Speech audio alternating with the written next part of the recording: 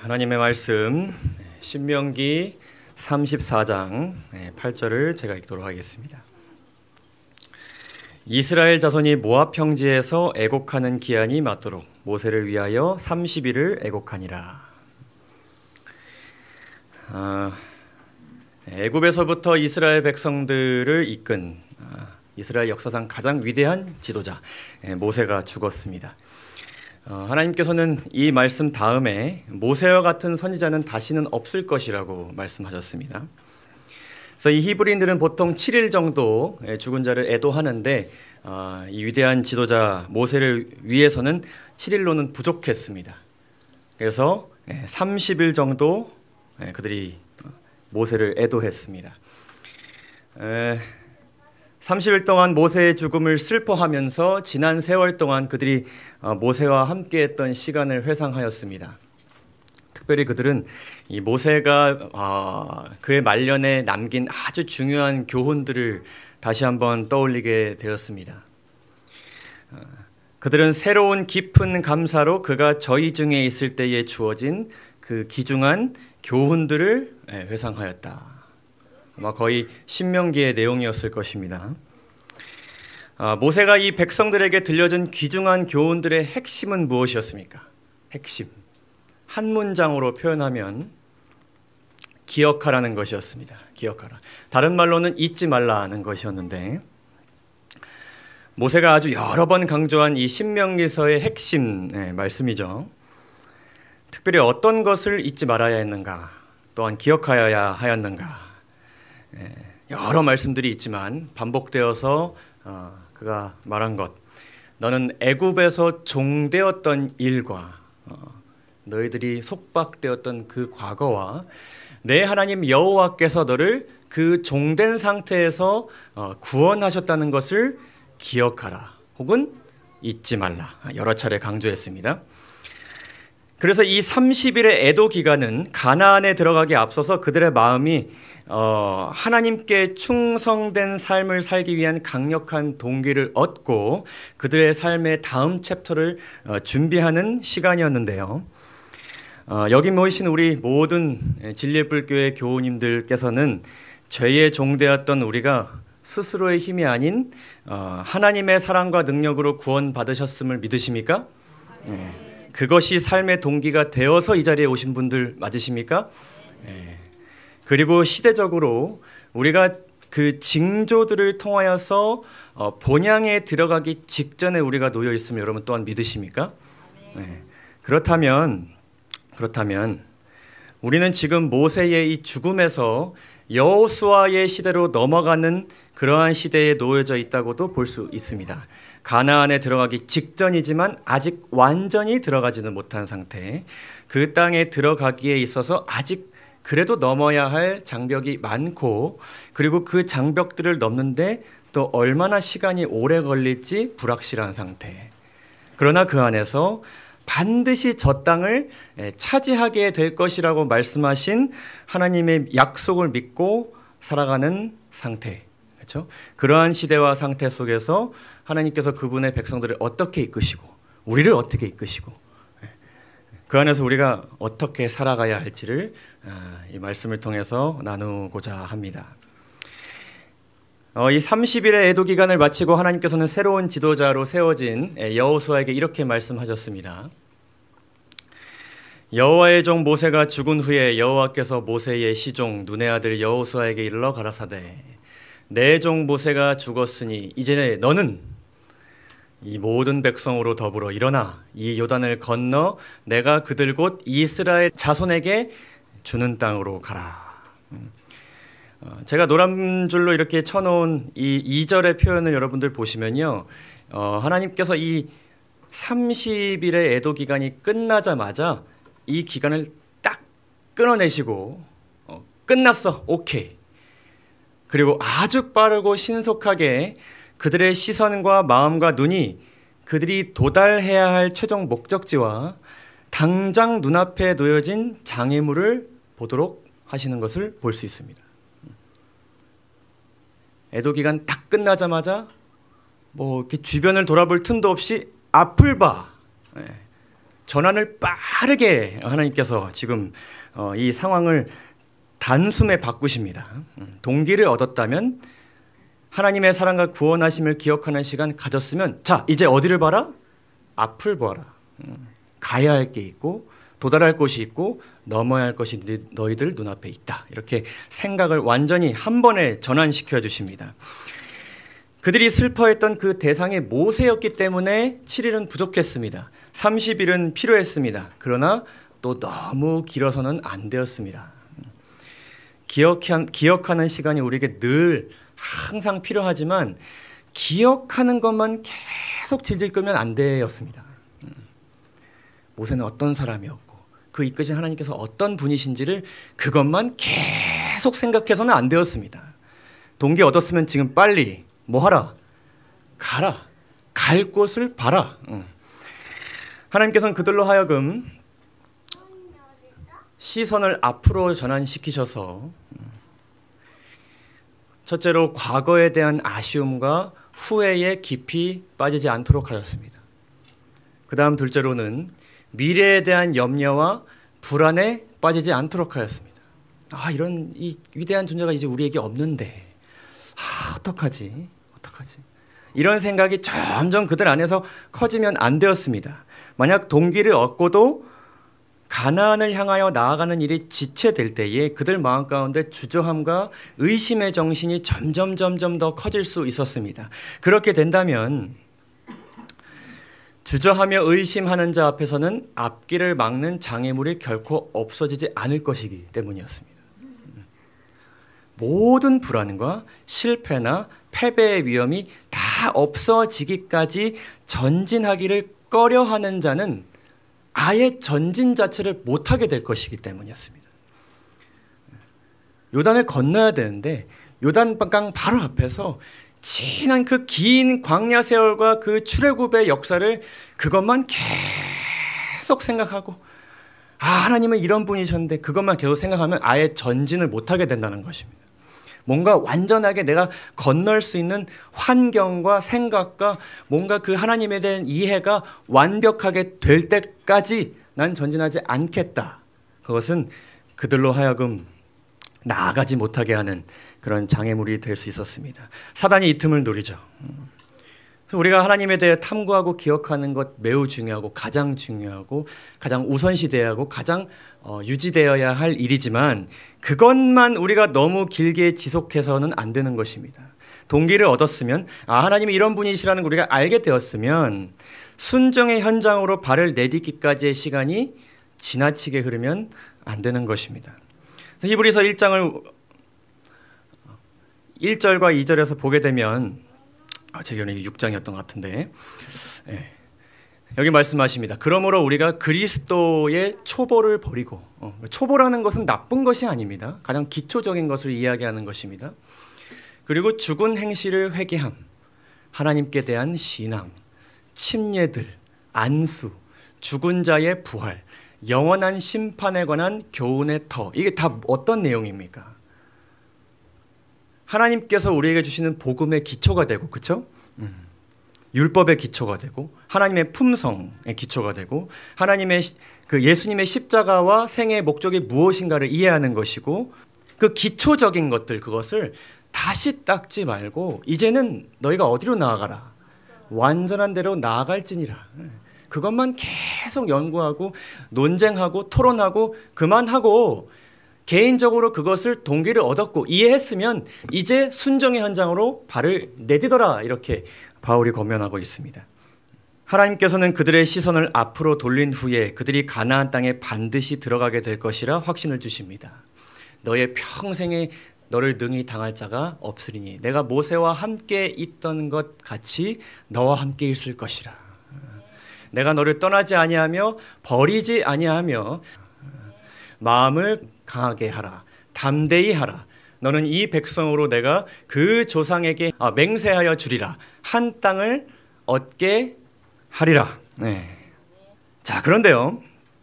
하나님께서 우리의 시선을 이렇게 앞으로 전환시켜 주시기는 하셨고 우리와 함께 하시겠다는 약속을 주시긴 하셨는데 우리가 다시 한번 여호수아 1장 2절의 그 명령을 보게 되면 요단을 건너면 바로 가나안 땅을 완전하게 차지할 것처럼 보여집니다. 요단강 다음에 뭡니까? 가나안 땅, 그 약속된 그 땅. 그 땅을 그들이 잘 이렇게 차지하고 바로 그곳에 입성하여 평화롭게 살 것처럼 보여집니다. 그러나 그들은 몰랐습니다. 우리는 알죠. 그리 예루살렘을 차지하고 또 요단강을 건너 가나안 땅을 완전하게 차지하고 나라를 세우기까지 얼마나 많은 시간이 흘렀고 이 성을 넘으면 도달하겠지. 이 민족을 물리치면 차지하겠지. 백성들이 요단강을 건너자마자 텅 비고 평화로운 가나안 땅이 펼쳐졌습니까? 요단강 건너자마자 뭐가 있었습니까? 여리고성이 있었습니다. 그들이 만난 가장 큰 성, 가장 견고하고 가장 큰 장애물이 그들 앞에 놓여져 있었습니다. 뭐야? 주인이 있네? 근데 이 주인이 성이 막 어마어마하고 사람들이 키가 우리보다 막 10몇 센치가 크고 말이죠. 우리가 살다 보면 우리 앞에 장애물을 맞이할 때가 있습니다. 그것이 여리고성 같기도 하고 혹은 좀 작은 성, 그 뒤에 오는 아이성 같기도 합니다. 그 모든 것들이 죄로 인해 우리 삶 가운데 생기는 장애물들이죠. 내 마음 가운데 넘어가기 굉장히 어려운 죄된 습관이 될 수도 있고 혹은 내 삶 가운데 굉장히 해결하기 힘든 어떤 어려움이 될 수도 있습니다. 고난이 될 수도 있고요. 우리가 그 장애물을 넘고자 정말 간절히 기도하고 하나님께서 도와주셔서 그러한 것들을 우리가 넘어가는 경우가 있습니다. 승리를 경험해 주시는 경우가 있습니다. 그런데 그것을 극복하고 나면 또 무엇을 마주합니까? 침례받고 나서 평화로운 신앙생활과 유혹 없는 삶이 펼쳐집니까? 아니요. 오히려 어떻습니까? 오히려 더 큰 고난이 올 때가 있습니다. 요단강을 건너 여리고가 있었습니다. 여리고 넘고 또 다른 성, 또 다른 민족. 계속해서 그들을 괴롭히기 위하여서 기다리고 있었습니다. 얼마나 돌아가야 하는지, 본향은 도대체 언제 오는 것인지, 천국에 들어간 것 같은 느낌은 나면서도 또 아닙니다. 그런데 하나님께서 명령하신 것들은 참 많아요.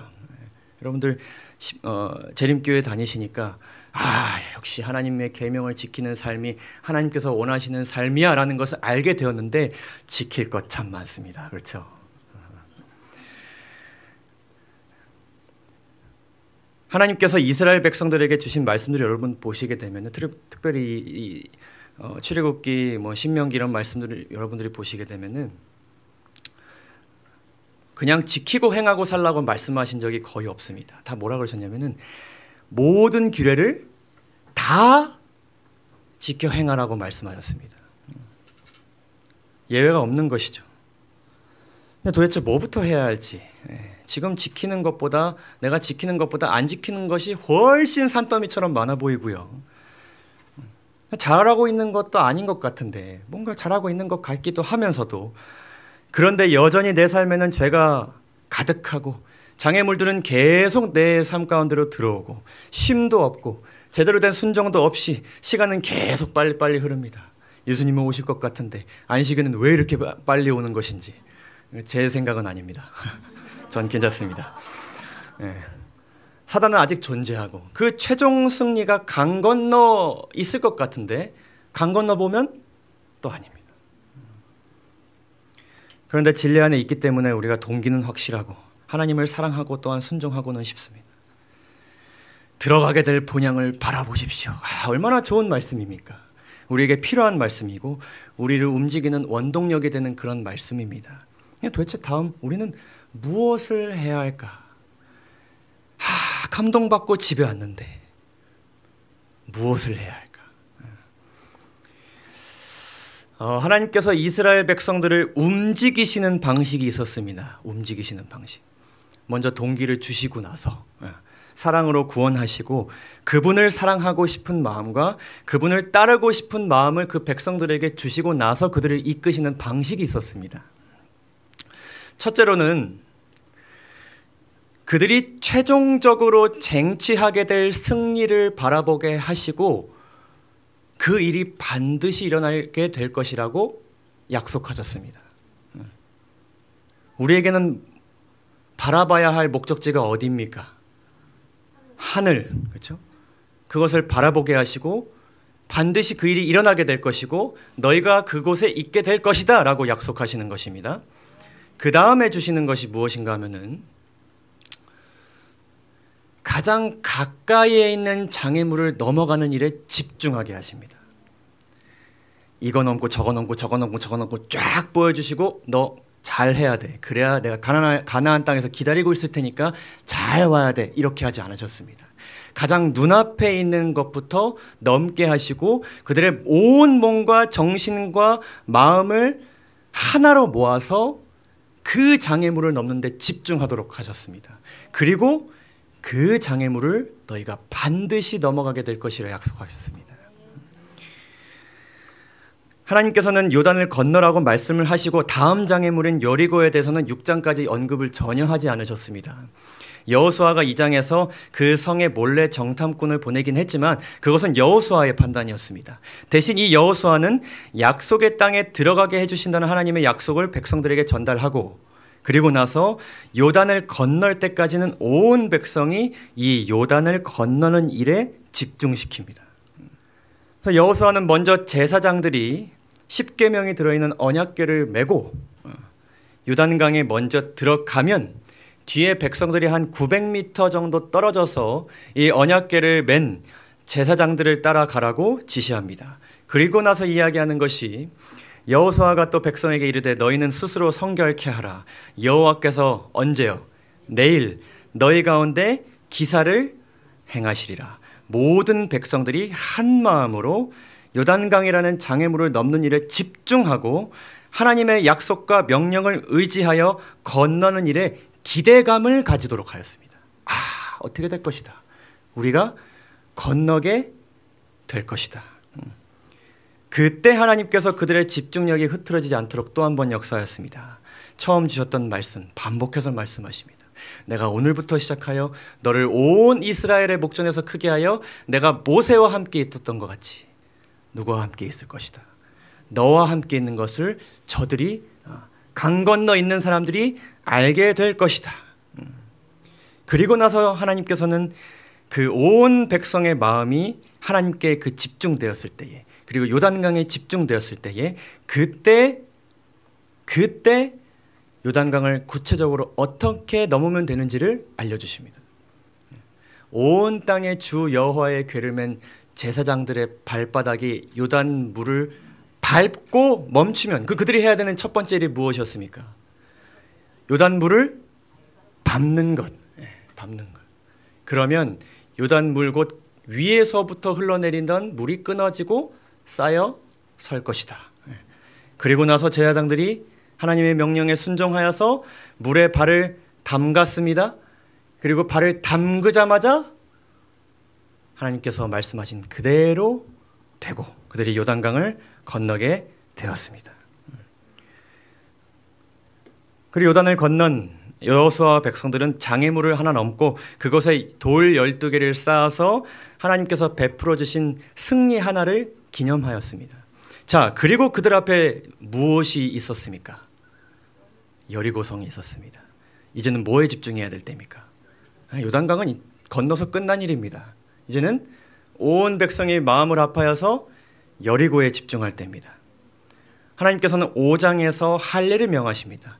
제가 이 할례에 대해서는 길게 설명드리기가 좀 어렵지만 간단하게 이야기해서 하나님과 이스라엘 백성들 사이의 관계 맺음을 선포하는 의식을 치르고 6장에 가서야 하나님께서 이렇게 말씀하십니다. 내가 여리고와 그 왕과 용사들을 누구의 손에 붙였다? 너희들의 손에 붙였다.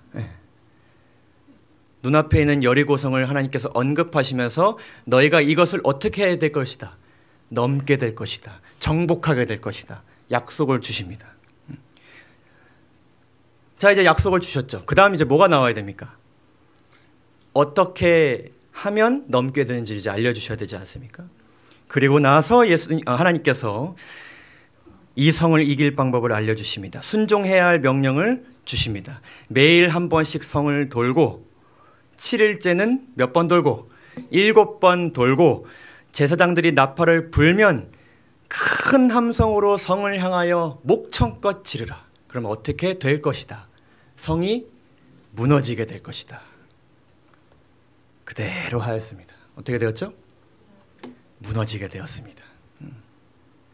이렇게 그들은 눈앞에 놓여진 장애물, 그들의 힘으로는 넘기는 불가능해 보이는 장애물이지만은 하나님의 능력으로는 가까이 하기도 전에 이미 점령된 것이나 다름없는 그 장애물들을 하나님의 약속과 명령을 따르면서 하나 넘고 또 하나 넘고, 때론 믿음이 약하여 어려움에 처하기도 하지만 다시 한번 그들을 잡아주시는 하나님의 은혜로 그들은 하나 넘고 하나 넘고 하나 넘고 하나 넘다가 가나안 땅에 도달하게 되었습니다. 이러한 일은 모세가 처음 부르심을 받았을 때도 똑같이 있었습니다. 하나님께서 모세에게 오셔서 내가 저 애굽의 종된 자들을 내가 구원할 것이다. 그런 계획이 있다. 근데 그 일을 모세, 너를 통해서 할 것이다 라고 말씀하셨을 때에 이 모세의 마음 가운데 정말 말로 표현할 수 없는 염려와 근심과 부담감이 있었습니다. 그래서 뭐 한다 안 한다 한다 안 한다.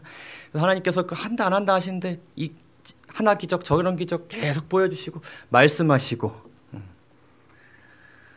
그러다 하나님께서 이렇게 명령하셨죠. 이제는 가라. 이제는 가라. 동기 얻었고 내가 이 정도 능력 보여줬으면 이제 뭐하라? 순종의 현장으로 뭐하라? 발을 내디뎌라. 거기서 모세와 하나님이 길게 뭐 하나님이 어떤 분이신가, 앞으로 계획을 어떻게 하실 것인가, 내가 가면 어떻게 말할 것이고 그 다음에 어떻게 마음을 가지고 이걸 길게 토론하고 이럴 때가 그렇게 하시는 것이 아니었습니다. 동기 충분히 얻었고 하나님의 능력을 경험하였으면 가야 했습니다. 내가 내 입에서 함께 있어서 할 말을 내가 가르쳐 줄 것이니 너는 가라. 승리가 보장된 그곳으로 너가 나아가라.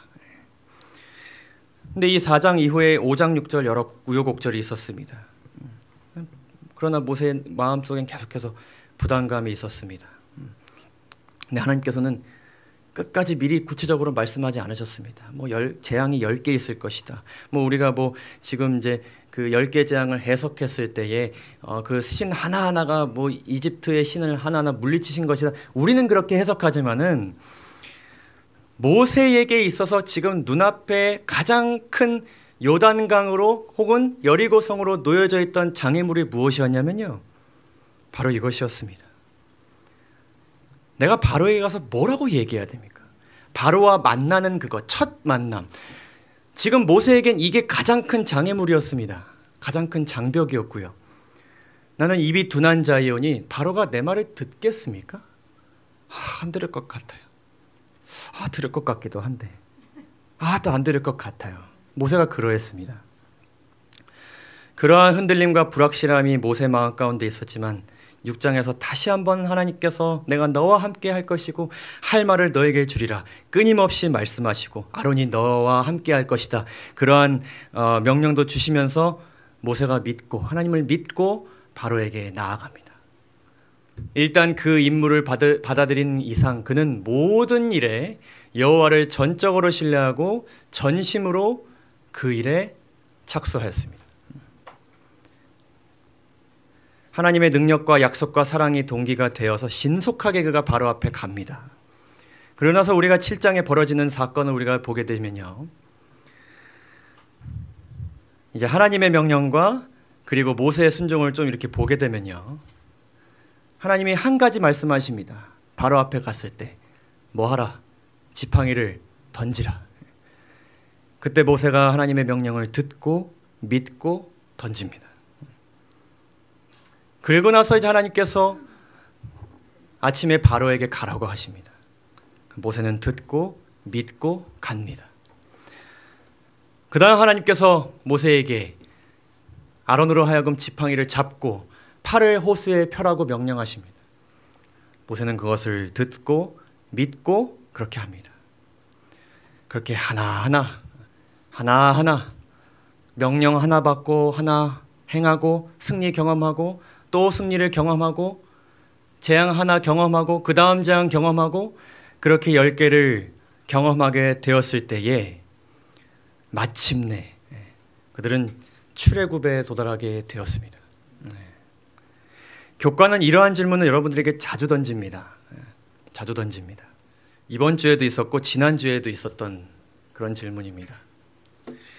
하나님께서는 그대 안에 새로운 마음을 창조하시도록 먼저 내려놓아야 할 잘못된 옛 습관들에는 무엇이 있습니까? 여러분이 토의 잘 하셨습니까? 지난주에도 물어봤습니다. 죄는 제때 다스리지 않으면 갈수록 더 심각해집니다. 사랑하는 자녀들에게 믿음의 유산을 물려주기 위해 그대가 지금 즉시 버려야 할 죄는 무엇이 있을까? 여러분들에게 질문합니다. 그것이 무엇입니까? 하나님과 멀어지게 만드는 내 안의 죄나 어려운 어떤 상황, 그것이 무엇입니까? 자꾸 나를 높이는 것? 바쁜 삶? 운동하지 않는 것? 게으른 것? 안식일 준수하는 것? 준수 잘하고 싶은데 준수 못하는 상황? 용서하고 싶은데 용서하지 못하는 마음? 화내고 싶지 않은데 화내는 마음? 말 잘하고 싶은데 조심스럽게 하고 싶은데 자꾸 튀어나오는 이놈의 입. 무엇입니까? 하나님의 원칙대로 사는데 나를 가장 죄로 이끄는 것이 무엇입니까? 그것이 여러분 눈앞에 지금 놓여져 있는 요단강입니다. 바로와의 첫 대면입니다. 그것이 무엇인지 여러분들 오늘 명확하게 한번 생각해 보시기 바랍니다. 그리고 나서 그 문제에서, 그 죄에서, 그 죄된 습관에서 해결해 주실 하나님께 집중하시기 바랍니다. 이것저것 막 정리되지 않는 것들 생각하지 마시고 그것부터 집중하시기 바랍니다. 그리고 나서 그 문제를 하나님의 능력과 인도하심으로 넘고 그 다음 또 우리가 생각하는 것입니다. 다음은 무엇인가? 동기를 얻고 신속하게 생각하는 것입니다. 다음 무엇인가? 그렇게 해서 넘고 하나하나 승리를 경험해 나가다 보면 어느새 우리가 어디에 도달하게 되는 것입니까? 하늘에 도달하게 되는 것입니다. 이렇게 사는 삶이 예수님이 동기가 되고 예수님과 동행하다가 예수님을 마침내 뵙게 되는 그런 삶입니다. 우리는 예수님의 십자가의 희생으로 구원을 얻었음을 믿고 그것이 동기가 되어서 예수님께서 다시 오셔서 모든 죄를 도말하시고 우리에게 영생을 허락하신다는 최종 승리를 바라보고 살아갑니다. 그렇게 살아가고자 하는 우리는 지금 우리를 온전케 하시는, 죄를 이기고 자라나게 하시는 이인 예수를 바라보면서 죄가 만든 여러 장애물들 중에 눈앞에 예수님을 보이지 않도록 하는 가장 가까운 장애물들을 넘어가는 일에 하나하나 집중해 나가야 됩니다. 그러다 보면 어느새 천국에 혹은 천국과 같은 삶에 우리가 도달하게 되는 것입니다. 여러분에게 혹 용서하라는 하나님의 명령에 순종하는 일이 현재 여러분들 앞에 세워진 가장 큰 여리고와 같은 성이라면 우리는 우리를 용서하신, 우리가 넘어가고 싶은 저 여리고 성을 먼저 가셔서 점령하신, 승리를 하시고 기다리고 계신 예수님을 바라보고 성령 하나님께 능력을 구하고 사는 것입니다. 그것이 그리스도 안에서 자라나는 삶이고 완전을 향해 나아가는 삶이고 하늘을 향해 가는 삶이고 구원받은 자들이 성화되어 살아가는 방식이라는 것을 여러분 꼭 기억하시기 바랍니다. 그렇게 할 때에 성령 하나님께서 도우실 것입니다. 예수님께서 어떻게 사셨는지, 어떻게 말씀하셨는지, 어떤 마음으로 그렇게 행동하셨는지, 어떤 마음으로 이게 다가오셨는지를 생각나게 하실 것입니다. 그리고 성령 하나님께서 우리의 몸으로는 할 수 없는, 우리의 마음으로는 할 수 없는 그것, 내가 지금 넘고자 하는 그 장애물을 하나님께서 넘게 도와주실 것입니다.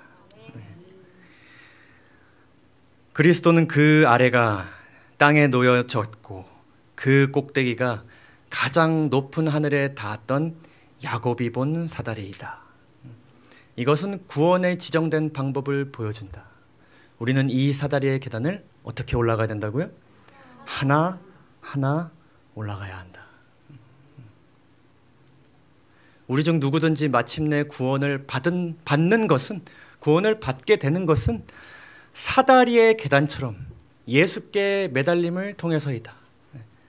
예수께 매달려서 하나하나 올라감을 통하여서 우리는 구원을 최종적으로 얻게 될 것입니다. 우리 자신을 그리스도께 붙들어 매며 그분의 품성의 완전을 획득하는 일에, 하나하나 획득하는 일에 전력을 투구하는 이 한 길만에서만 우리에게 뭐가 있다? 희망이 있다. 여러분은 내비게이션을 통해서 목적지를 설정하시면 이렇게 나옵니다. 맨 처음에 이렇게 나옵니다. 여러분 이거 보고 가십니까? 자, 이렇게 나왔습니다. 제가 인천역을 찍었는데 지금부터 10분 동안 이거 외워서 인천까지 도달하셔야 합니다. 도달하시면 굉장한 선물이 있고 없으면 저랑 다시는 못 봅니다.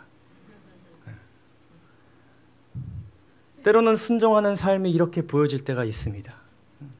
하나님께서 많은 계명 쫙 보여주시고 저 멀리 기다리셔서 자, 가는 길 봤지? 잘 와. 잘 와. 마치 하나님께서 어떤 축구 감독이 작전과 어떤 개개인의 역할을 경기 전에 자세히 설명하고 난 다음에 경기장에 들어가라. 가라. 승리를 쟁취하는 곳으로 가라. 이렇게 해서 같이 뛰는 것이 아니라 감독은 어떻게 합니까? 옆에서 뭐 합니까? 지켜봅니다. 전반전까지는 잘 뛰네. 그러다가 후반전 조금 이제 지나가 보면 지치는 사람들이 보입니다. 내 지시에 안 따르는 사람들이 보입니다. 그럼 어떻게 합니까? 너 들어가. 누구 대신 들어가? 쟤 대신 들어가. 너 나와. 만약에 순종이 그러한 것이라면 여러분 순종도 은사입니다. 재능 있는 사람만 순종할 수 있습니다. 외향적인 사람의 순종도 잘할까요? 좀 더 이웃들에게 잘할까요? 여러분 그런 거 느끼시지 않나요? 나는 사람들에게 이렇게 잘 다가가지 못하는 성격인데 내가 먼저 인사하려고 그러는데 저 집사님 참 잘하는데 나는 그게 참 잘 안 돼.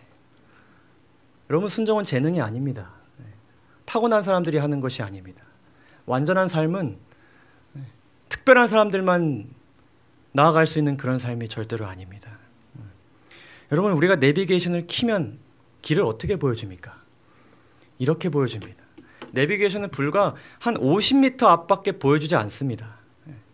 근데 우리가 그때 한 치 앞만 보여주는 그 내비게이션이지만은 우회전 지금 하라고 했을 때 믿고 우회전하고 좌회전하라 그랬을 때 좌회전하고 카메라 있으니까 줄이라고 했을 때 카메라 천천히 속도를 줄이고 그러다 보면 목적지에 벌금만 내고 어떻게 됩니까? 잘 도착하게 되는 것입니다. 하나님께 순종하고 그리스도 안에서 자라나고자 하는 사람들의 삶은 재림과 구원의 확신을 가지고 한 치 앞에 집중하여 사는 사람들입니다. 이 한 치라는 것은 3cm입니다. 3cm. 그러니까 거의 못 보는 것입니다. 못 보는 것. 근데 때로는 이 말이요. 하나님의 계명을 지키고자 하는 사람들에게는 곧 무엇이 하나님께서 원하시는 삶인지를 아는 사람들에게는 그것을 더 명확하게 아는 사람들에게는 약간 자존심 상하는 얘기도 합니다. 왜냐면 나는 3cm 보는 사람들보다 한 2cm는 더 보는 것 같기 때문입니다. 그렇죠? 저 사람들은 저거밖에 못 보네. 난 좀 더 보는데. 이런 생각 들지 않으십니까? 바리새인들이 그러했습니다. 나는 백리를 보고 저 죄인들은 장님이다 이렇게 생각했습니다. 그런데 예수님께서 그들에게 가셔서 뭐라 그러셨습니다? 뭐라고 그러셨나요? 너희들은 뭐다? 소경이다. 너희들은 아예 보지 못하는 존재들이다. 하나하나 하나님의 능력에 의하여 하나님께서 순종하도록 하셔서 우리가 순종을 하나하나 해야 하면서 살아가야 되는데 그들은 그 속도를 답답해 여겼습니다. 그래서 굳이 하나님이 도와주시지 않아도 그냥 문자적으로 그들의 머리와 그들의 재능과 그들의 능력으로 다 지켜나갔습니다. 순종하는 주체가 예수님이 아니라 누구인 삶, 나인 삶.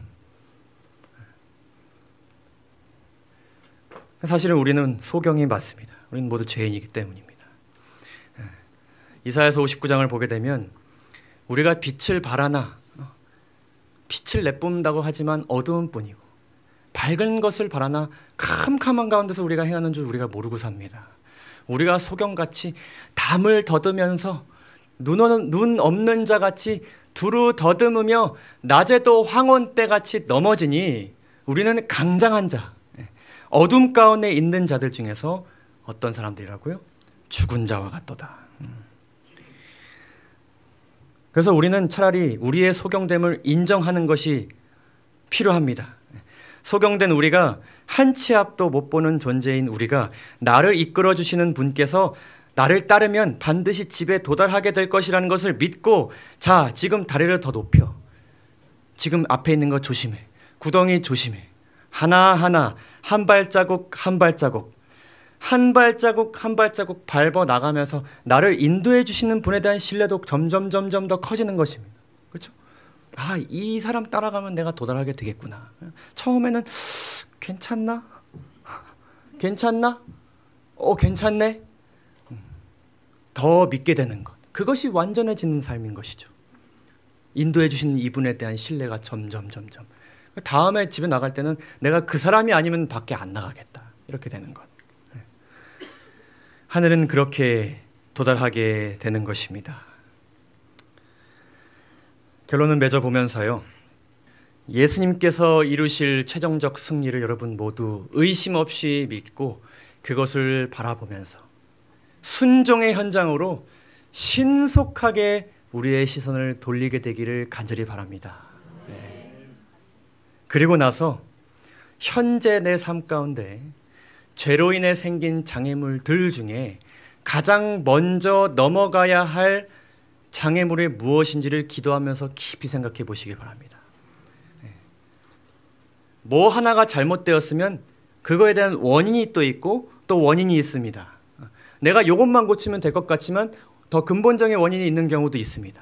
그래서 우리가 그러한 것들을 깊이 기도하면서 생각해 보시면 하나님께서 알려주실 것입니다. 너 이것부터 지금 넘어야 돼. 분명하게 알려주실 것입니다. 그래서 그 장애물을 넘어가는데 온 마음과 정신을 집중하시기 바랍니다. 다른 여러 가지 것들은 나중에 하나님께서 해결해 주실 것으로 믿고 그것을 넘기까지 집중하여서 예수님께서 삶 속에 이루신 승리와 모본을 묵상하면서 그리고 그것을 기억하면서 성령 하나님께서 그 장애물을 넘어갈 수 있도록 도우시도록 간절하게 간구하시기 바랍니다. 그리고 혹 하실 수 있으면 가능하시면 그것을 넘을 수 있도록 우리 형제들에게 기도를 요청하시기 바랍니다. 그래서 우리의 대화가 이런 것이 되면 좋겠습니다. 나는 이거 넘어가기 위하여 기도하고 있어. 아, 나는 이거 넘어가기 위하여 기도하고 있어. 혹 내가 예수님에 의해서 넘어간 것이라면 조언해 줄 수도 있죠. 기도해 줄 수도 있습니다. 그리고 내가 이것을 넘어가는 데 있어서 기도해 줘. 기도를 요청할 수도 있습니다. 그렇게 해서 격려해주고 도우면서 우리가 함께 그 장애물들을 넘어가면서 또 함께 모였을 때의 작은 그 여리고를 넘은 경험, 요단강을 넘은 경험 이런 것들을 나누는 그러한 성도의 교제가 있으면 참 좋겠습니다. 그리고 그 장애물을 넘는 데 필요한 아주 구체적인 지혜를 말씀과 예수님의 모범과 무엇보다 예언의 신을 통해서 많이 얻으시기 바랍니다. 제가 처음 채식을 시작했을 때요 너무 막막했습니다. 제가 기도한 것이 무엇이었냐면은 하나님께서 제가 채식을 잘 할 수 있을 환경과 마음을 주실 때까지 저 채식 안 하겠습니다. 그래서 제가 한 1년 기도했습니다. 근데 중요한 것은 제가 그러면서 예언의 신을 보니까 예언의 신에 아주 감동적인 구절이 있더라고요. 채식은 점진적으로 바꿔나가야 한다. 한 번에 막 바꾸는 것이 아니다. 그래서 저는 이게 마음이 탁 와가지고 개벽을 일으켜서 채식을 해야겠다고 생각을 했는데 그것을 보니까 안심이 되었습니다. 그래서 하나부터 해결하는 것이죠. 외식을 좀 줄이고 시켜 먹는 것을 좀 줄이고 견과류를 좀 먹고 그 다음에 이제 야식 줄여나가고 이러다 보니까 지금은 너무 편하고 즐겁게 식생활을 하고 있습니다. 예언의 신에 그러한 권면들이 많이 있습니다. 우리 예언의 신 부장님 통해서 필요하신 것 얻으시고 많이 읽어나가시고 지혜를 얻으시면 참 좋겠습니다. 그렇게 우리가 완전으로 향하게 나아가게 되기를 간절히 소망합니다. 여러분들 모두 이렇게 함께 사는데 동참하시겠습니까? 아멘. 네, 감사합니다. 베드로후서 3장 읽고 오늘 말씀 마치도록 하겠습니다. 너희가 어떠한 사람이 되어야 마땅하뇨? 거룩한 행실과 경건함으로 하나님의 날이 임하기를 바라보고 간절히 사모하라. 그 날에 하늘이 불에 타서 풀어지고 체질이 뜨거운 불에 녹아지려니와 우리는 그의 약속대로 의에 거하는 바 새 하늘과 새 땅을 바라보도다. 녹색 글씨 다 함께 읽으시겠습니다. 그러므로 시작. 그러므로 사랑하는 자들아 너희가 이것을 바라보나니 주 앞에서 점도 없고 흠도 없이 평강 가운데 나타나기를 힘쓰라. 아멘. 네, 말씀을 마치도록 하겠습니다. 감사합니다.